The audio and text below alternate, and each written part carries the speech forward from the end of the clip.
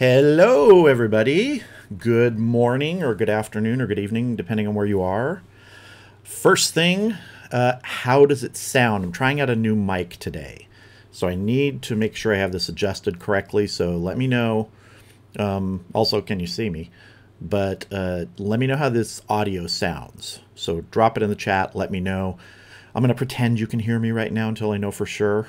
Let's see, who's here? Toby H, how you doing? Arthur Rocha, is Rocha? Roca?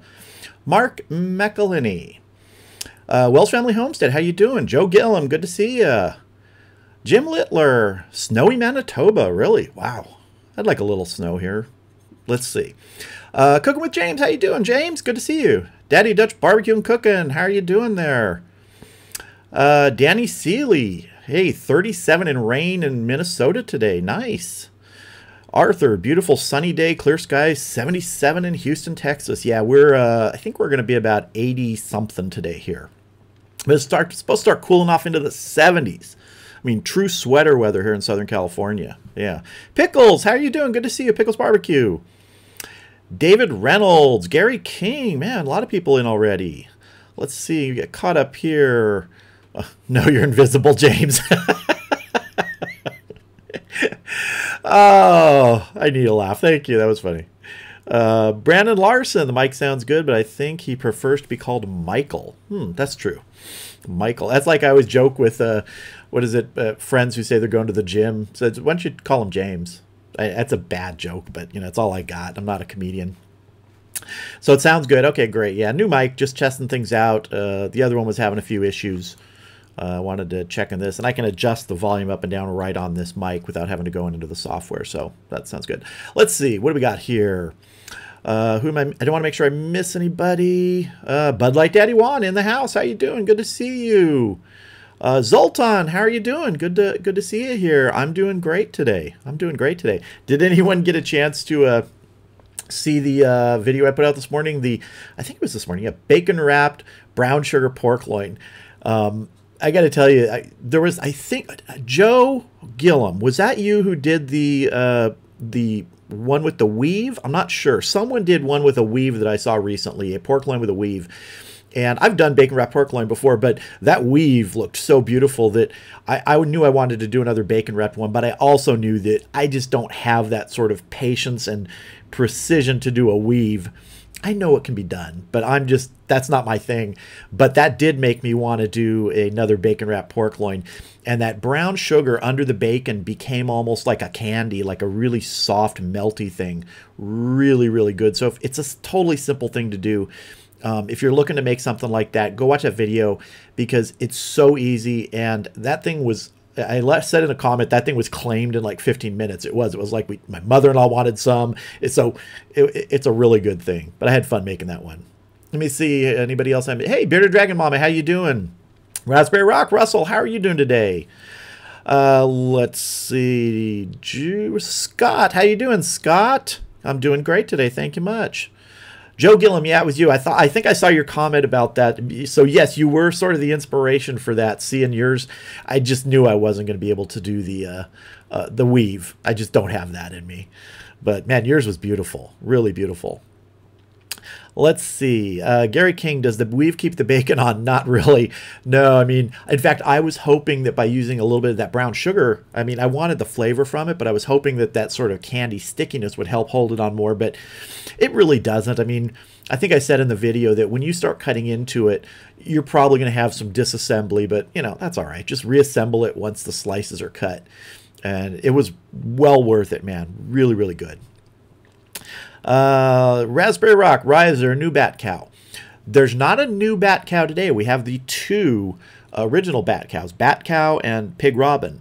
But there is a new addition in next week's animation. A villain, shall we say, that someone suggested.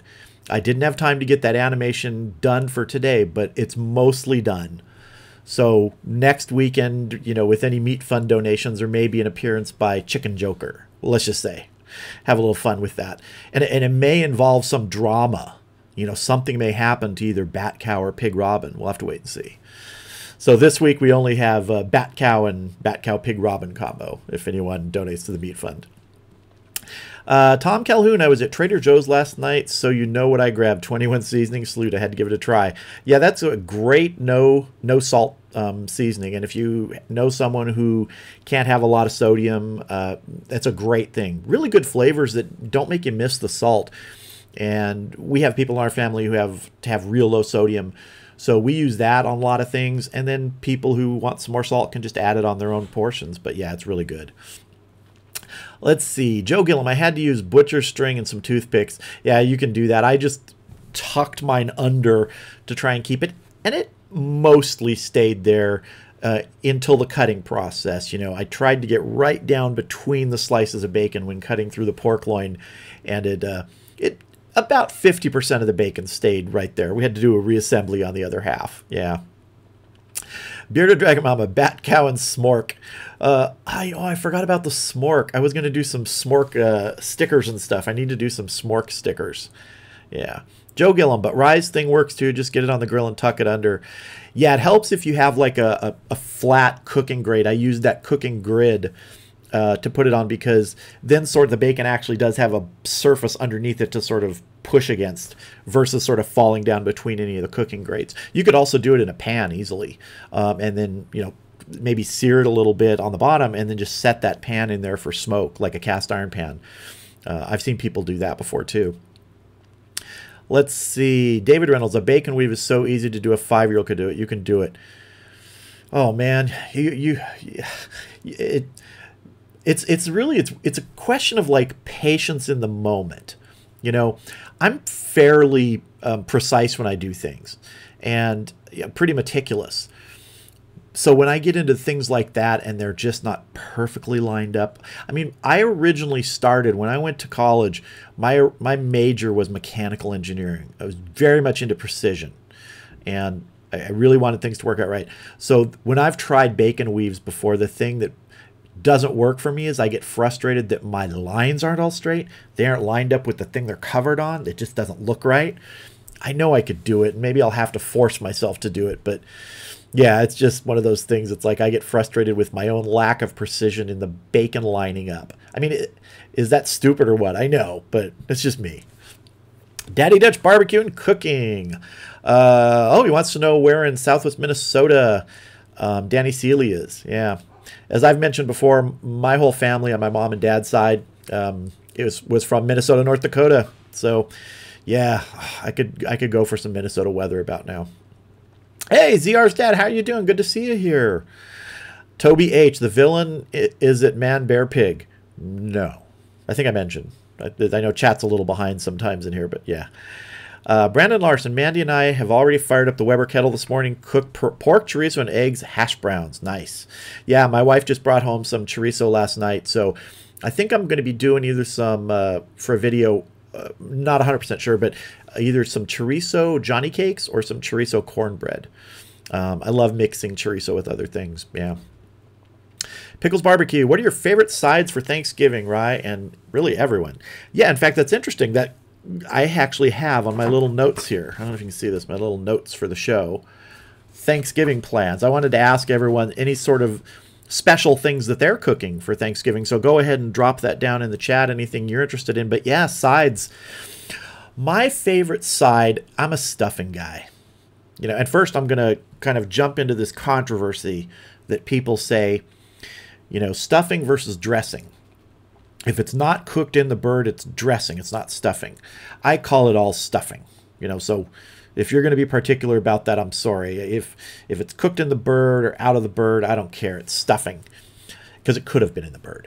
But I'm a stuffing guy. And we usually make, I don't know, 3 or 4 different stuffings every Thanksgiving. Because we actually have 2 and sometimes 3 Thanksgivings here. We have on the day at my wife's family. We have at our house for my sister and some other people come over on Friday. And I think we've also done like a Saturday one for some people who couldn't be there on either of the other days. So yeah, we do a lot of stuffing. I did that video recently with the bacon apple walnut stuffing. That's a favorite. I'm going to be doing another video on some from scratch stuffing, which is a sausage stuffing. I love stuffing, mashed potatoes. But really, stuffing is my favorite side because there's so much you can do with it. You can add so many different flavors to it, from just straight plain old bread with a little seasoning to adding everything, you know, sausage, meats, just everything. I love it. Let's see. Tim Van Dyke, how you doing, Tim? Hey, Ryan, I hope you're doing well. We have a beautiful day in North Carolina, and I have a pork butt on the WSM. Nice. Nice. How big of a pork butt? I mean, I'm trying to think. I've wanted to do a really big pork butt. I was at the store the other day. There's a place near here called Smart and Final, and they had some massive pork butts. I mean, I'm talking 18, 19 pounders, and I was tempted, but I just didn't have the time over the next week or so to do it, and I didn't want to freeze it. It was fresh. So, yeah, I'd love to do a big one. So, yeah, how big's yours on the WSM? Hey, Raven FPV, how you doing? Perfect timing. I have 3 racks smoking right now. A little cherry to start and pecan to finish. Yeah, I love cherry with ribs and pecan also. I've never mixed the two, actually. I've done either straight pecan, straight cherry. Sometimes I've mixed pecan and hickory when I'm doing ribs. But that'll be interesting to finish it off with that. And I know a lot of people say that, you know, oh, after the first, you know, few hours, you're not going to get any more smoke. But you know what? I don't find that, especially if you have a sauce that you're using at the end. Smoke loves moisture. You're going to get that smoke flavor in the sauce you put on the ribs. And if there's any moisture left on those ribs, you're going to get smoke flavor on it. So I don't agree with that whole smoke doesn't go anywhere after the first, you know, few hours. Tim Van Dyke, how about a smork grilling apron? That's a thought. I'll have to look into that. Polish Gamer, hello from Poland. How are you doing? Thanks for stopping by. Gary King, the struggle is real. Yeah, I'm not sure what you're referring to, but there's a lot of struggles that are real. Ryan Anderson, how are you doing? Good to see you. Brandon Larson, it's called OCD. You have that problem too. Yeah, getting things to line up perfectly. It's really something that I struggle with because and it actually in videos, there are times when I will do 15, 20 takes on something because it just doesn't sound right. All the video footage that ends up on the floor from my videos could make 20 more videos sometimes.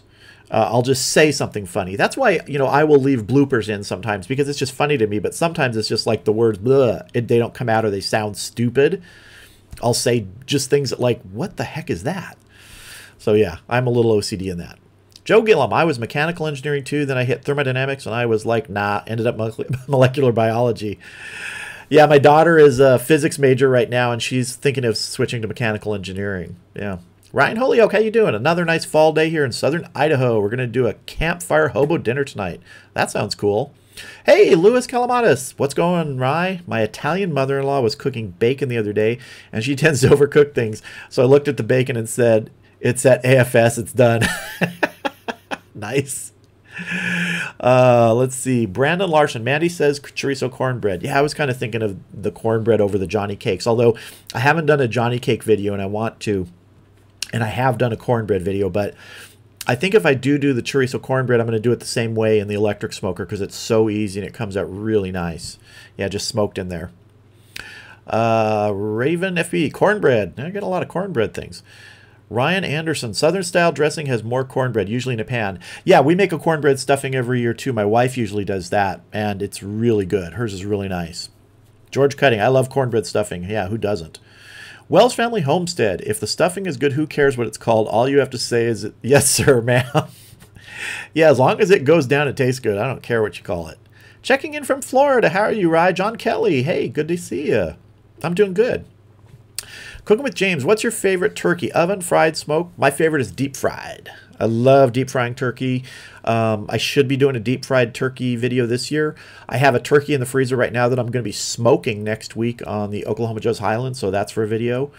I love all turkey, but deep frying really is something that I started about 8 years ago. I think it was about 8 years ago. Just terrific. I love it. Pickles Barbecue. I love stuffing. I'm going to do a video on one. Yeah, do it. I mean, everybody needs more stuffing videos so they can see all the different kinds of stuffing people make. There's so many different varieties. It's great. I love watching those. David Reynolds. Oh, let's see. Louis Calamatis. Were they whole shoulders? Man, 19 pounds is huge for a butt. It was huge. It was a humongous hunk of pork. I'm not sure. I didn't look closely enough. It was just huge. Let's see. David Reynolds, sausage, apple, and pecan dressing. Yeah, we do something similar with the apple walnut, and then my wife does a sausage walnut one. Really good. I think the sausage walnut one is one of the ones she does with cornbread.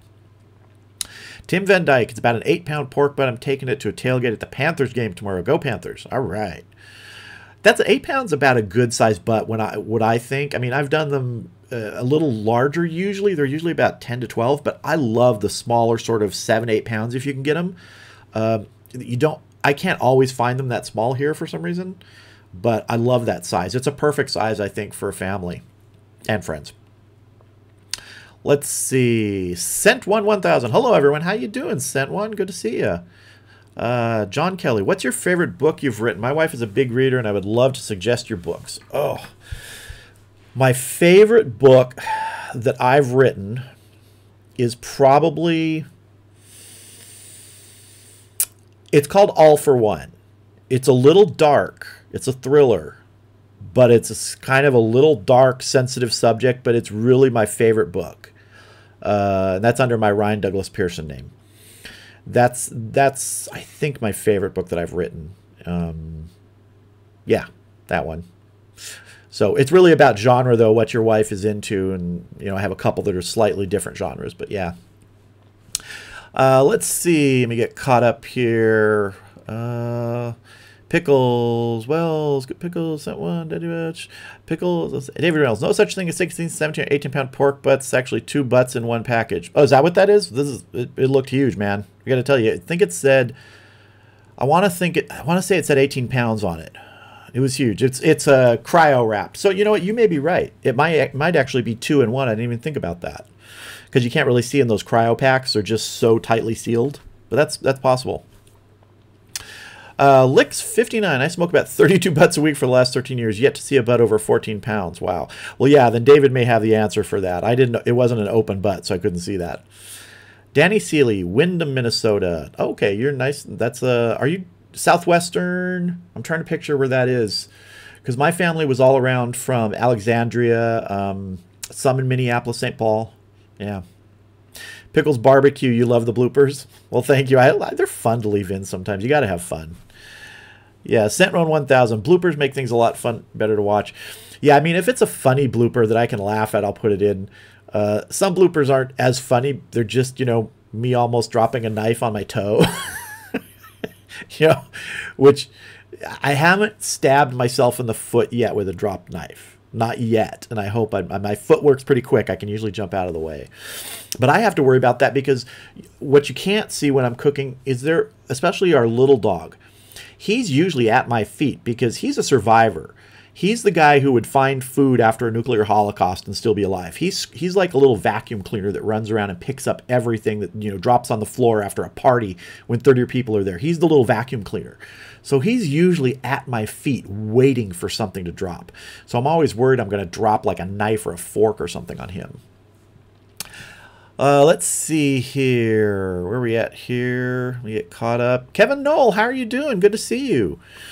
Gary King, bacon under the skin, smoked turkey. That sounds good. I've never done that, but that sounds really good. Kevin, let's see. Where are we at here? Let me get caught here. Getting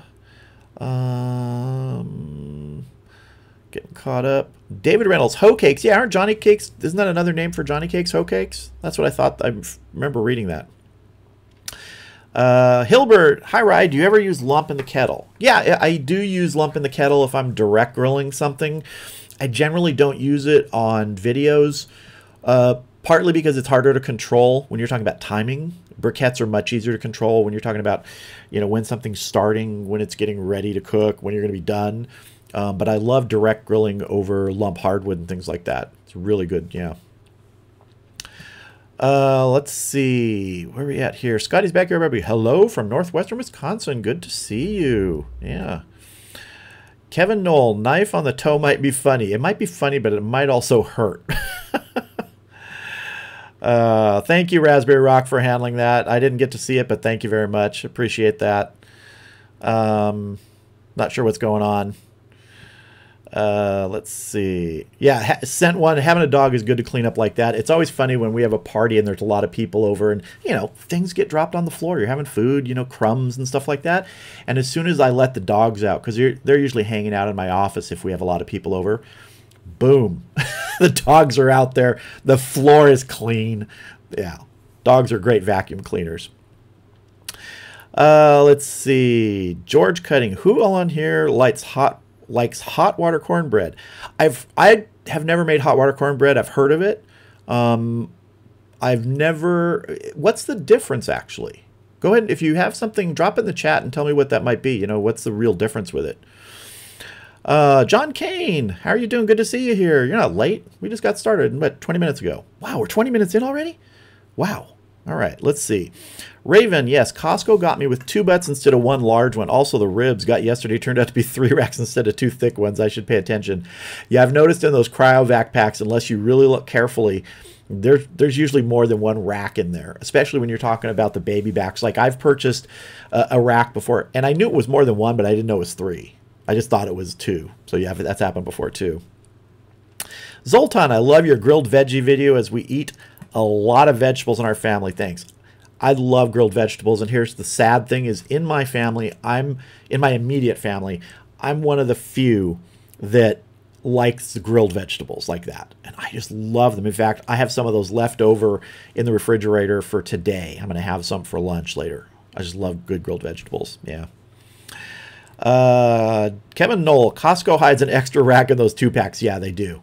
They do. Oh, all right. Raspberry Rock has taken the leap, and we're going to bring out Bat Cow and his sidekick. Raspberry Rock Russell, thank you very much for the donation to the Meat Fund. Without further ado, here's Bat Cow. Bat Cow thanks you. Right on, Bat Cow. Russell, thank you very much for the donation to the Meat Fund. Bat Cow and Pig Robin, thank you. And next week, there will be an addition to the, how would you say, the repertoire. So, yeah. So, look for that. Scotty's Backyard Barbecue.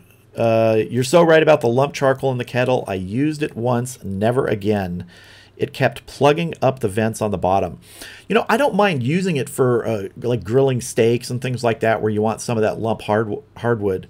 But it just, like I said, it's harder to control the temperature with it. And especially when you're doing longer and lower and slow things, I just prefer to use briquettes. It's easier to kind of gauge what you're going to need to use for that cook. It just works better that way. Let's see, where are we at here? Let me get caught up. Raspberry Rock says, Bat Cow his animal spirit. Let me grab something here because I've had a couple questions about this. Someone asked, and I didn't have the link ready last week. Someone asked about the Bat Cow shirts and mugs and things like that. And I'm going to drop a link here in chat to my merchandise store at Teespring if you're interested in any Bat Cow, Cooking with Rye, anything like that. It is right there. You can go check it out. There's mugs, there's some sweatshirts, there's t-shirts. There's going to be some more stuff coming, but that's, if you're interested, you can check that out. There is some Bat Cow stuff there. So yeah, but thank you. And again, thank you, Russell, for the donation to the Meat Fund. I think it's a good time right now. Why don't we jump into some viewer photos? Yay! As a reminder, if you have any photos of things that you've grilled or smoked over the previous weeks, go to my Facebook page and you can private message me the photos. Don't do it as a post, do it as a private message. And in that message say, hey, here's a photo. You have my permission to use it in your live stream. If you don't use Facebook, you can go to the About section of my YouTube channel, and there's an email link there. You can use that. Email to me the same thing. Just say, give me permission to use it. And we will feature it on upcoming live stream. So here we go. We're going to start viewer slides for this week. All right. First up, we have Chris Beaton, who, if I remember correctly from this series of photos, had some ribs going. And this looks like some nicely rubbed ribs right here. Very well covered. Chris, are you in the chat? I can't remember if I saw you yet. I think you told me that these were some St. Louis cut, but I'm not 100% sure. Good color on those. Look at that. And I think this is right when he was putting them in foil or taking them out. I'm not sure. Really good. Look at that moisture. Good bark on that top there. Good coloring. I would eat that. I would eat that all. Yeah, nice. Actually, no, those look a little bit like baby backs. I'm not sure. Chris, if you're in here, drop a chat. Let me know which ones those were. And there's that. Now those do look like St. Louis for some reason. Okay, so maybe he was cutting that one rib from the further end, look shorter. So really good looking ribs, Chris, if you're watching. Really good looking ribs. Nice. Now this is Chris Stuckey. Chris, are you in here? Because these were some photos from Chris's competition. And if I remember correctly, he said that he got first place burger, and this is his burger. And I can't remember. I know he got another place in I think it was chicken wings, but let's go through these photos. But yeah, nice looking burger. Competition is one of the things I could never do, and I have mad respect for those people who can, who really focus in on the precision of following the rules and getting things what the judges are looking for. It's really not something I could ever do, so mad props to people who are able to do that. I know it's fun and you have a great time doing it, but really the technical ability and following those rules is something amazing. Yeah, these are nice. I think he said he got someplace in wings. Chris, I hope you're in the chat here. I really hope you're in the chat. All right, so let's see. Good looking wings there. And I believe this was a steak, and I can't remember what kind he said it was. But yeah, nice looking. Nice looking. It makes me hungry to see these things. Every week when I look at these photos, it's like, okay, I'm ready to go out and cook. And the sad thing is today I'm not actually cooking. I'm going to be filming the first part of a rib video this afternoon, but they're going to be rubbed and staying overnight for a cook tomorrow for something special. So let's go to the next photo here. Eastwind Farms. Eastwind, are you here? I didn't see you pop in. This is some really good looking prime rib. Wait till you see the next photo here. Get ready, because this is nice. Look at that. Look at that pink there. That is just gorgeous, juicy. Well done. Well done. Not well done. That's medium rare, but well done on this piece of prime rib. Now, Ryan Gilbert. Ryan, I think I did see you in here. I accidentally missed Ryan's photos last week. So these should have been in last week's live stream. But the funny thing was, I think we had this discussion about dino ribs last week, and his photos weren't in there, and they would have been perfect for it, because look at these. Nice looking ribs.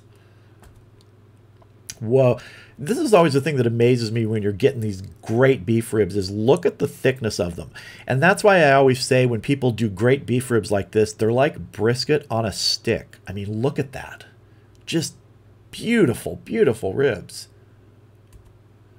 Oh, that looks like a boomerang with meat stuck to it. Ryan, man, nicely done. Nicely done.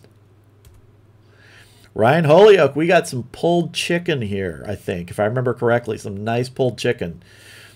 That's looking really good. Yeah, I mean, when I did that pulled chicken sandwich video, I don't know, a month or two ago, maybe more than that, that was some really good stuff. And I just really have started to love doing pulled chicken. So well done, man. That looks good. Uh-oh, what is this cut of meat? Can anyone identify this cut of meat? I'm having trouble here placing this. I think it might be beef. No. All right. This is tri-tip. And Ryan, you did well on this. I remember the rest of these photos. I remember this. Oh, look at that. Look at that. You just, I mean, you see tri-tip and you see that and you just go yum. Now wait for the cut in here. Oh, look at that. Nice pink in there, man. Well done. Really, really good. You know that I'm the tri-tip guy, and I love tri-tip, and that's, I would eat that like over anything else. That looks astounding. Really good, man. Tim Van Dyke, I think here, if I remember correctly, Tim, you're in here. It was salmon and some, was it some ribeye steaks or some steaks? What was it? I can't remember what you said, but looks good. Looks really good. In fact, I need to do some more salmon. I haven't done salmon in a while. And that looks really good. That's making me want some salmon right now. And I think we are at the end of our photos there. Let me switch back. And thank you everyone for sending in photos. I think this is one of the most fun parts of live streams when we do them every week, because you get to see what everyone else is cooking. You get to see some of that great food. I love seeing it. If you want your photos featured in one of these live streams, just follow what I said before. You can go to my Facebook page. The link is on the screen right here. And send me a private message with the photo attached saying I can use it in a live stream, or use the email link in the About section of my YouTube page. Same thing. I'd love to feature them on a upcoming live stream. All right, let me jump back in chat here, see if I missed anything. Let's see. John Gorsinger, how you doing? He says, need large chunk lump, more dollars but worth it. Yeah, I've had some of the large lump. It still doesn't do the how would you say, the predictable burn, because they're not all the same size. They're great to cook with, and you get great heat out of them. I love using that, but for longer cooks, I do prefer using briquette. Let's see. Daddy Dutch Barbecue and Cooking. That's correct, Rye. 10th and Wings. Nice. Yeah. And was that First and Burger, man? I think you said First and Burger. Let's see here. Lump in the WSM seems to work fine and keep stable. Yeah, the WSM's a different animal to me. I don't have a WSM, but I know people that do, and they use it. It's a lot more contained, sort of the vertical thing, so I can see it working better in there. For like the kettle and things that I use a lot, the charcoal tends to be much better. I think it's just because you're in a much smaller cooking chamber. Scott Collier, how you doing? Good afternoon, Rye. From Springfield, Missouri, prepping for a long brisket smoke tonight. Nice. Go for that brisket, man. Gary King, a friend of mine drove 6 hours to be in a grilling competition only to find out he forgot his barbecue. Oh, that's not nice. That's not good. That's too bad, man. Yeah, Zoltan, awesome pictures, everyone. No kidding. Those are really good stuff. Mandy Speakman, hey, how are you doing? Hey, good evening. Our clocks went back last week, so we completely forgot you'd be an hour earlier tonight for us, back to 7 p.m. next week. Wait a minute, your clocks went back last week? Daylight savings time is last week for where you are? Or is it? I know in different parts of the country there's different things. That's weird. Yeah, ours is tonight the clocks go back. Yep, tri-tip. Everyone's able to identify that? Yeah. Daddy Dutch doing your first tri-tip tomorrow. Awesome. My favorite cut of meat to cook. Hands down. Yeah, and Pickle's right. It's a crazy easy piece to do, just following certain steps. It's not complicated at all, and you can. And I'm not saying this bragging or anything. I can get the same results every time, just using the method that I use, the 110 sear method. There's other methods that get the same results, but that's my preferred method. And it's just because tri-tip is such a, I don't know, stable piece of meat. I've done Select, Choice, Prime, and they've all turned out just about the same in terms of the level of doneness. I'm not saying they all taste the same. Prime's going to taste better than Select. But you can get that doneness that you want because they seem to follow that temperature gradient much easier. Let's see. Let me get caught up again. John Gorsinger just did one Wednesday into street tacos. Yeah, that's a good use. I've used tri-tip for tacos. I've used it for stew. I've used it for hamburger. I've ground it up. Really good. When I do hamburger, though, I found out it's better to add a little more fat just because tri-tip's a little lean for that unless you're looking for a really lean grind. A good thing to do with that if you're going to grind tri-tip for burger, though, is grind up some bacon with it. Really good. Pardon me. Let's see. Yeah, nice picks, Russell. You're right. Everyone, nice picks. You got to send me some picks, Raspberry Rock. I think you missed one time you were going to send me some picks, and those ribs you did recently were good. Tim Van Dyke, that was a ribeye. Fire your wife. She does not do salmon. That's right. Now remember. Yeah, good looking steak, man. John Gorsinger, great live stream. Fun to watch while smoking my Boston butt. Thank you. I appreciate that. Yeah. Raspberry Rock, don't forget to click the thumbs up, everyone, please. Yes, please do give us a thumbs up if you're enjoying this. I do appreciate it. Hilbert, try salmon, dry brine, and brown sugar and salt. That's a good idea. Oh, I think I will try that, actually. I don't think I've done a brine on salmon with brown sugar and salt. Interesting. Okay. That's a good idea. I think I might try that. Wells Family Homestead. Don't forget my ham in a can. That's right. I remember you suggested that. I am going to do another ham video. Hold on. I'm going to write down ham in a can so I don't forget that in the sequence of things.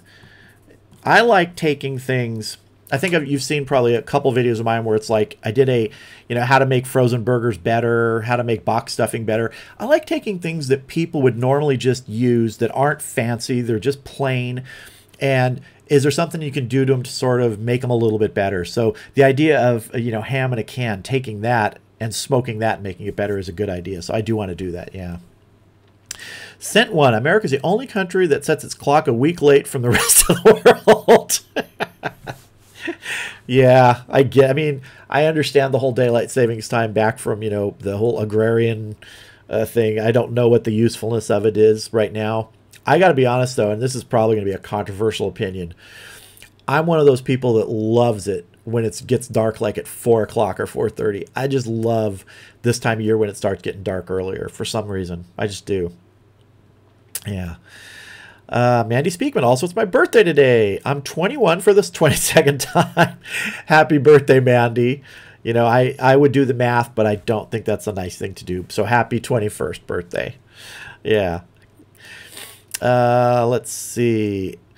Pickles Barbecue, tri-tip is everywhere here. Yeah, I mean, I don't know Pickles, where are you, actually? Because I know in a lot of parts of the country, people have a hard time finding it. Here in Southern California, I always say it's like chicken. You can just totally get it. Raspberry Rock, Ryan, I'm gonna send you a pic of some baked beans I microwaved up. So tasty. Do it. I don't care how it's cooked. If it looks good, I will put it on there. If it looks tasty, I'll put it on there. Ryan Holyoke, I've done a dry brine with brown sugar and salt for a potluck, and it was the first thing that was gone. Nice. Yeah. Brining is one of those things, whether you're wet brining or dry brining, that surprisingly has an effect that people will notice without noticing it. And the reason I say that is this. I've brined like turkey pieces, chickens, things like that, and done them, and people, when they eat them, will say, "This is amazing. What did you do to it?" And I've done the same chickens and things before where they've said, "Oh, this is good," but they never ask, "What'd you do to it?" So I think that brining does do something that people actually notice, and they take notice of it and they ask about it. So yeah, brining's a great way to get extra flavor and even moisture in some meats.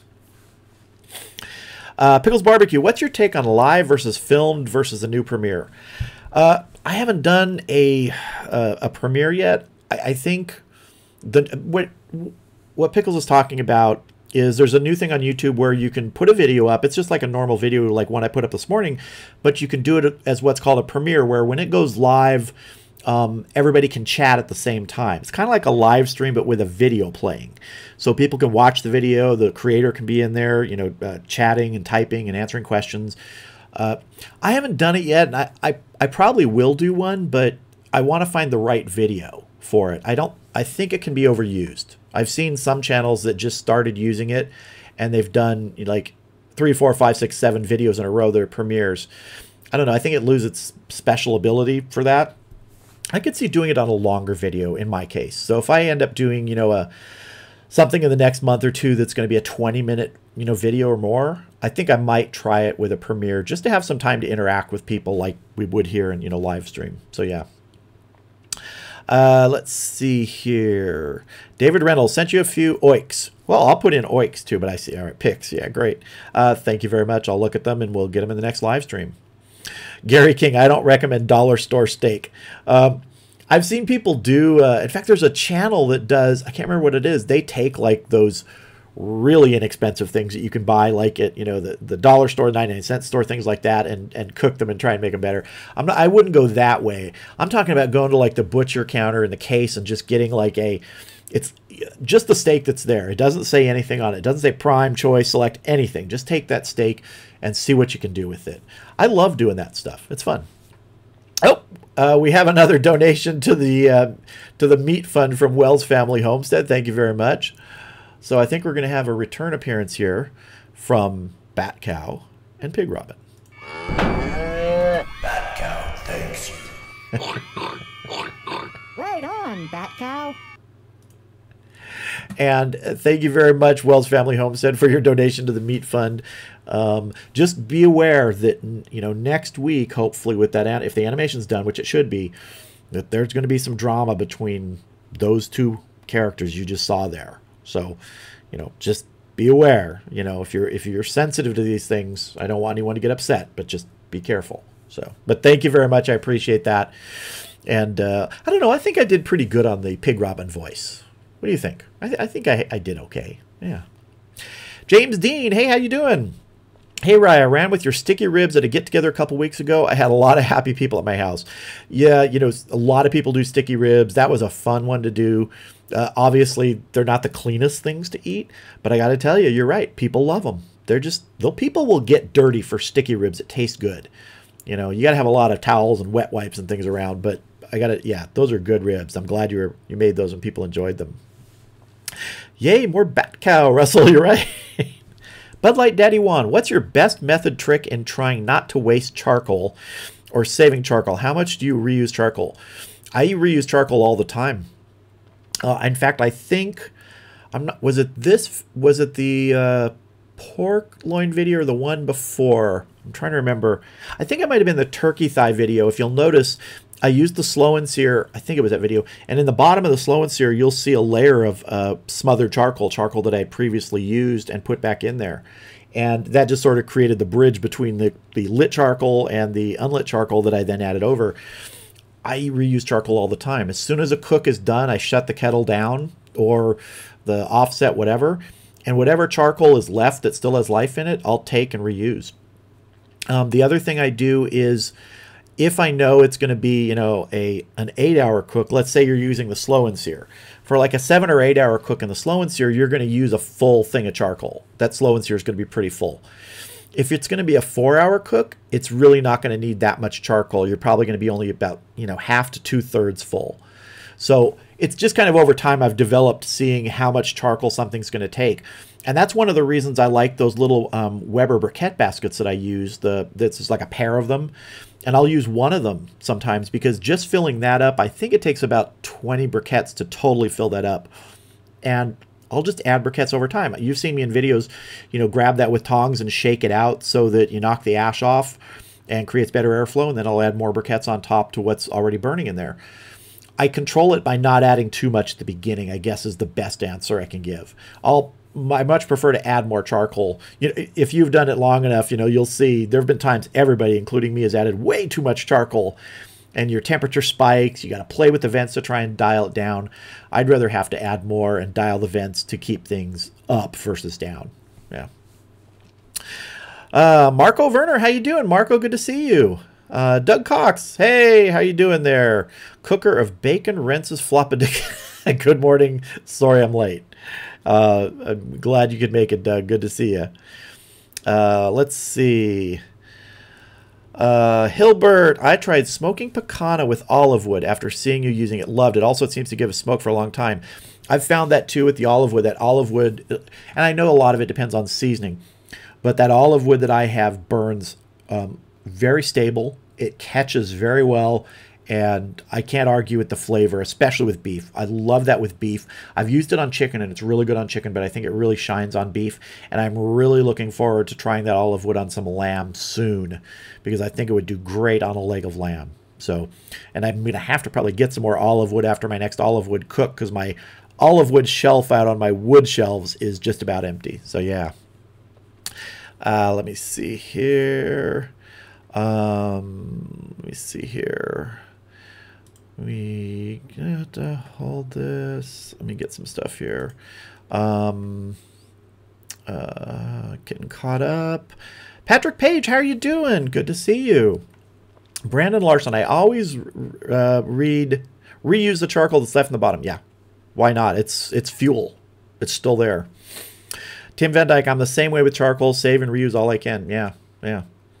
Something I wanted to do right now is I was looking at some things that I had on my cookbook shelf, and I thought it might be fun to share a few unique cookbooks that I've picked up over the years. And some of these we've picked up traveling in small like wineries and stores and things like that. So you're never going to find some of these on like Amazon or anything. I just think they're really cool.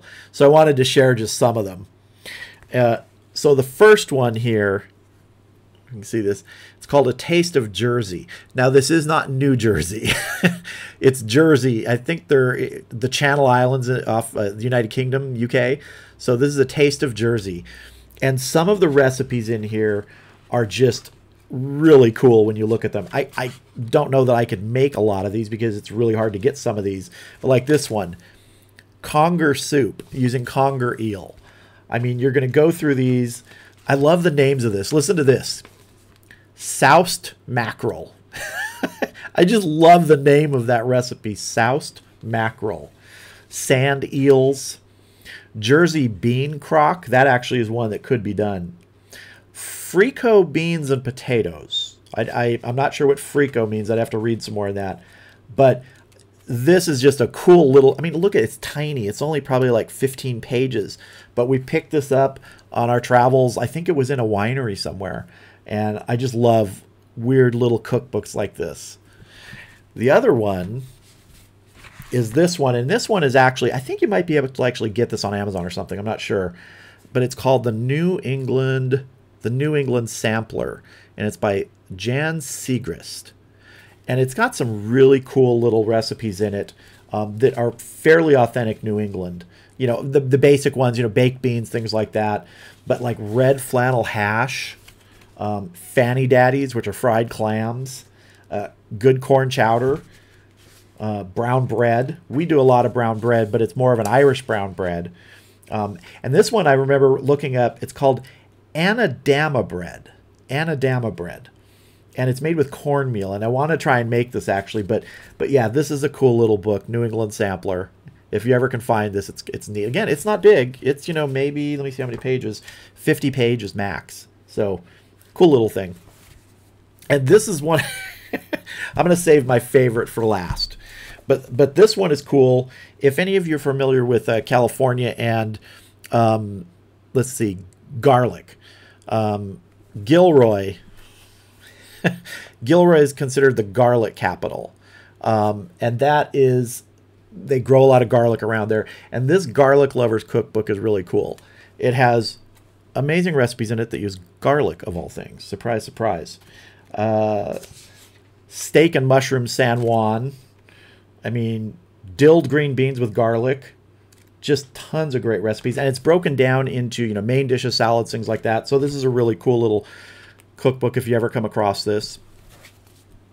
And let's see. Just real quick, Russell, with pickles. Pickles is cool. Just so you know, I'm seeing a couple message things here. If there's something that's like a link, Pickles is cool. You can let Pickles links go through. And if anyone, if you post a link in here, it's automatically hidden, just so you know. And so if I don't catch it, or Raspberry Rock, my moderator, doesn't catch it, we have to like approve it. And that's just basically so that someone can't come in here and like just start spamming stuff. It's a built-in feature in YouTube. So if you drop a link and it doesn't get shown, that's why we try and catch up on it with it to make sure it does get shown. So just FYI, if you see your message not showing up. All right. Here's my favorite cookbook of the sort of obscure ones. And I think this is one you probably could find on Amazon or maybe a used bookstore or something. Sister Germana's Italian Cookbook. It is just so cool. This is, you know, a nun, you know, with a cookbook. Eggs with tuna and mushroom. I'm just going to read a few of these recipe titles in here. Poached eggs in Aurora sauce. I have no idea what that is. I haven't made most of these. I've only made a couple of these things. Calf liver and peas. This one sounds good. Breadsticks and prosciutto. That sounds really good. Potato and prosciutto pie. Oh. Spaghetti with fresh, you know, tomato sauce. This is Sister Germana's recipe.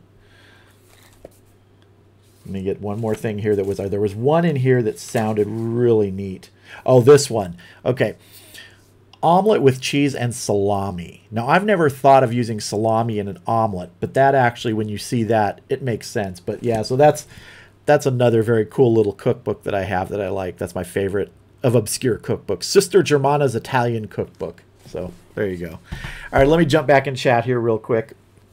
See if I've missed anything. Where are we at here? Lou Chef, any tips to get an extra smoky flavor when using an electric smoker? Thank you. Love your videos. Yeah.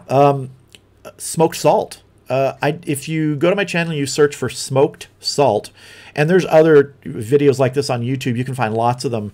If you make smoked salt in the electric smoker like I did, you can use that salt to flavor the meat. And it's amazing how much flavor you get from it. I made some hickory smoked salt. My son uses that all the time on hamburgers when he makes them because, you know, he just grills them up or in the pan and things like that, puts that on it, and it's got smoky flavor. So yeah, that's one of the ways that you can add smoky flavor in the electric smoker when you're not generating sort of that volume of smoke that's going to give you a ton of smoke flavor on you know, meat in the electric smoker. Because remember, the one thing about the electric smokers are you get lots of smoke, but it's a different kind of smoke. It's not really a burning smoke like you're burning wood. There's something about that true combustion of the wood that's burning that gives you a different sort of smoke flavor on there. You do get smoke flavor, but it isn't quite as much as you would on an offset or a kettle or a WSM or a pellet smoker, things like that, where you're getting combustion. In an electric smoker, you're getting more of a smolder. Let's see here. Heather Baker, how are you doing? You should try Pickles Olive Loaf. It's my favorite. He made a video on it. Hey, okay. I'll check that out. Hilbert, how do the charcoal baskets compare to the Slow and Sear time-wise? They're different things. They're different animals. The Slow and Sear, for me, really shines in a long cook, where you just want to put the charcoal in there and not have to deal with it. You know, you get your vents dialed in at the beginning, and you're going to stick somewhere around 250 for that whole time. For probably, I've had it going for about seven hours on one chimney of charcoal, pretty rock solid between 240 and 260 the whole time. Didn't have to do anything. You know, all I did was add like a chunk of wood on top maybe every 2 hours if I wanted smoke flavor. The baskets, those little grill baskets, I like using for rotisserie because you can position them on both sides of the meat in the kettle when you're using a rotisserie attachment. I like using them for smaller cooks where I don't need as much charcoal or they're not going as long. They just tend to work really well that way. I also use them to sort of create a little like dam in the bottom of the kettle where I can fill the other side with charcoal if I don't want to use the Slow and Sear or anything like that. So it's kind of like you could just dump charcoal in the kettle for indirect and use those baskets to kind of hold them there so they don't avalanche out. So they're different animals, the Slow and Sear and the little baskets. They both have their use. I know some people have done videos comparing the Slow and Sear to the baskets and combining the baskets and getting a longer cook time, and I'm sure that works too. So you just kind of have to decide what works for you. You know, I find that really though the Slow and Sear ease of use for longer cooks is really top notch. The baskets are very adaptable though. Those little baskets, they're adaptable to a lot of different uses.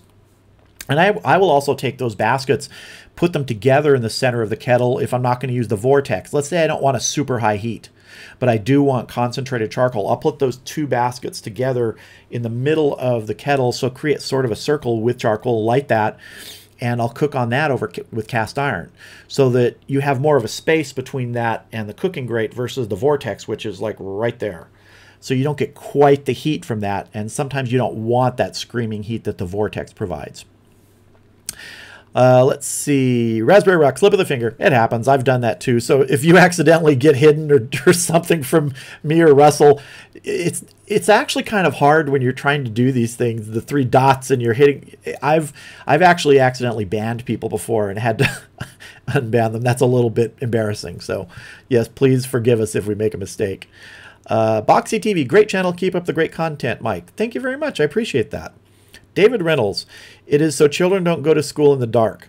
Is that really the reason? I mean, my parents, I remember walking to school, like, the stories about total darkness. But yeah, I remember, well, what's weird now is, my kids are out of high school and everything now. My youngest is in college. And I remember some of their classes, my son had a class that started at 5:55 in the morning. It was what was called a zero period class. 5:55 in the morning. Yeah. I mean, my memories of school were like starting at 8:30 when I was in school. So those are just ridiculous hours that things were. Yeah. Wells Family Homestead. What is the one ingredient you do not like? Ingredient or meat? If I'm going to say, let me go into meat first. I don't like liver. You can try and convince me to have liver in every different possible way. I don't like liver. That said, some of the best food I've ever had was at a restaurant that was a crispy foie gras. Just killer. But basically taking a piece of liver, frying it, and things like that? No. My mom used to do that. She loved it. My dad loved it. I hated it. So I would not. I just don't use liver. I just don't. But ingredient-wise, other things, I don't know that there's really another sort of ingredient. Oh, okay. I do know something. Okay, here's an herb. And if I ever say spice when I mean herb or herb when I mean spice, just forgive me. I know there's differences, but whatever. I'm not a technical person on that. You know, herb, spices, whatever. I'm not a big fan of tarragon. I've used it in some recipes that call for it, but I'm not a big fan of tarragon. For whatever reason, the flavor of it, the aromatics don't sit right with me. So, yeah, tarragon's not one thing there. Raspberry Rock, I put a lot of thought into this, but I could only decide on my top 2 favorite movies, Aliens and Master and Commander. Whoa. Because we were talking about favorite movies the last couple live streams. Aliens? Number 2, really? Okay. I mean, it's not bad. I prefer Alien, the original, over Alien 2. And it's funny because I'm a huge, James Cameron fan. And, yeah, interesting. Okay. Master and Commander, that's good. That's good. It's not my favorite, but it's good. Only Chevy Williams. I always put my meat on the electric smoker along with the wood before I even start it. I always get an awesome smoke flavor. Masterbuilt smoker, by the way. Yeah. I do something similar on most things, not everything. My Masterbuilt has worked really well. It's started to not hold temp quite as well, but again, it's like 10 years old. And it's I'm going to be converting that to sort of a cold smoker, I think, just because the heating elements in the older Masterbuilts, you can't get the replacement parts anymore. Even aftermarket, it's pretty hard. So, and I don't want to spend $50 on a heating element for a smoker that's not worth $10 now, but it's still got use in it. So I think I'm going to convert my old Masterbuilt over to cold smoke. My Charbroil's still rocking. And I have replaced the heating element on that. In fact, I went through a whole troubleshooting thing when it wasn't working right. I did, I think, 2 videos on it. Diagnosing and repairing maybe it was 1 video. Diagnosing and repairing the electric smoker, where I had to go through and replace tons of things that Charbroil kept sending me, and it ended up just being the heating element, which it didn't seem like it should have been at first. So yeah, I love my old Masterbuilt. Let's see. Boxy TV, did you try using a wok with the Vortex? I haven't used a wok with the Vortex yet, but there's no reason it wouldn't work. It gets, like I said, if you've got a narrow side up, you're producing a ton of heat, which is what woks love. Most woks, not the non-stick ones.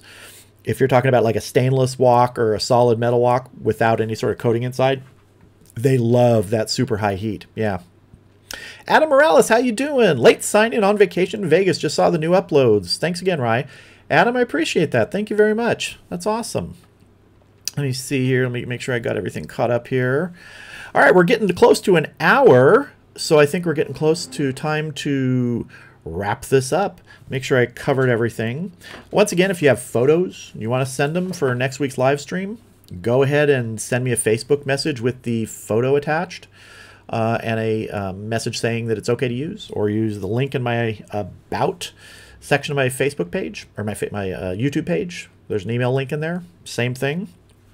And love to show them. I love showing these. I think when I counted yesterday in my live stream photo folder on my hard drive for all the photos that have been sent in and I've shown, I think we're almost at 200 photos so far. And I mean, this is, I think, which live stream is this? Number 16 or 17?